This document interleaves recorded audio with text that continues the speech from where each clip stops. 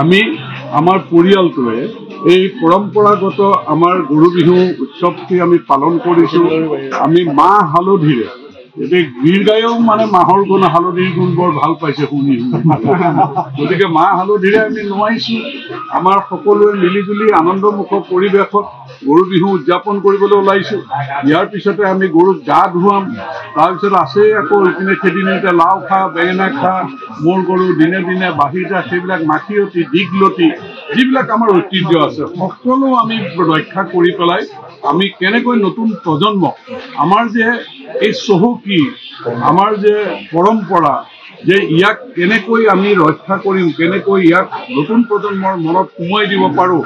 আমি যে সৰুতে যিমান আনন্দমুখ পৰিৱেশত মা দেউতাহঁতে গৰু নোৱাবলৈ ধুৱাবলৈ লৈ গৈছিল, আমিও ঠিক তেনেকৈ নতুন প্ৰজন্মক এই পৰম্পৰা ৰক্ষা কৰিবৰ কাৰণে আহ্বান জনাইছোঁ। আৰু তেওঁলোককো জড়িত কৰি আপোনালোকে দেখিছে যে সকলো সৰু সৰু ল'ৰা ছোৱালীও প্ৰত্যক্ষ কৰিছে, তেওঁলোকৰ আগ্ৰহ প্ৰকাশ কৰিছে। গতিকে আমি মুঠত জাতলৈ আনিছোঁ গীৰ গাই আৰু চাহিৱাল গাই যে আমাৰ অসমৰ বিহুৰ লগত প্ৰকৃতিৰ লগত সম্পৰ্ক থকা এই বিহু উৎসৱৰ দিনটো সিহঁতেও খুব ভাল লাগিছে যে বিহু বিহু বুলি।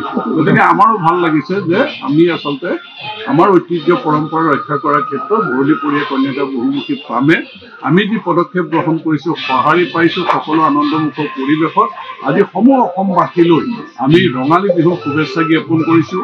সকলোৰে জীৱনলৈ সুখ সমৃদ্ধি নামি আহক। কৰ্ম সংস্কৃতিৰ যাত্ৰাৰে দুগ্ধ বিপ্লৱৰ জৰিয়তে আমি যাতে অৰ্থনৈতিক ভেটি শক্তিশালী কৰিব পাৰোঁ তাৰ কাৰণে ঈশ্বৰৰ ওচৰত প্ৰাৰ্থনা জনাইছোঁ আমাক শুভ দৃষ্টি দিবলৈ সকলোৰে মংগল কামনা।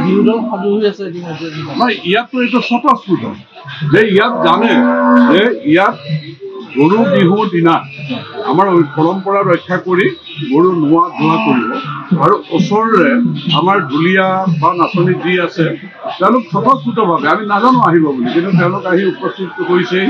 ইয়াতে তেওঁলোকে অকণ আনন্দ উল্লাস কৰিব।